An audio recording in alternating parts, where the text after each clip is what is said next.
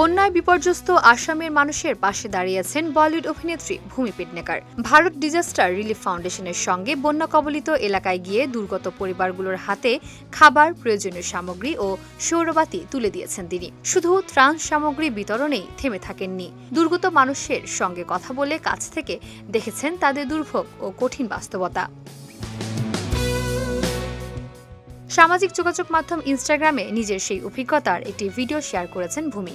ভিডিওতে দেখা যায় রাতের অন্ধকারে গাড়িতে করে বন্যা বিধ্বস্ত এলাকায় যাচ্ছেন তিনি। চারদিকে তখন শুধু পানি। গুগল ম্যাপে রাস্তা দেখালেও বাস্তবে সেখানে রাস্তার কোনো অস্তিত্ব নেই। পরিস্থিতি দেখে বিস্ময় প্রকাশ করে ভূমিকে বলতে শোনা যায়, গুগল ম্যাপে দেখাচ্ছে এখানে রাস্তা রয়েছে, কিন্তু চারদিকে শুধু পানি।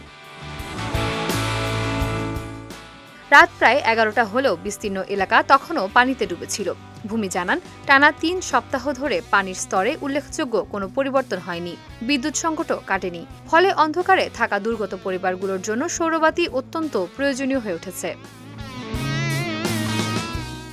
অভিনেত্রীর মতে, এই আলো শুধু দৈনন্দিন প্রয়োজন মেটানোর বিষয় নয়, বরং দুর্গত মানুষের নিরাপত্তার সঙ্গেও জড়িত। রাতে বিদ্যুৎ না থাকায় অন্ধকারে সাপসহ বিভিন্ন সরীসৃপের ভয় থাকে। তাই ঘরবাড়ি কিংবা অস্থায়ী আশ্রয়ের সামান্য আলোও মানুষের জন্য বড় স্বস্তি।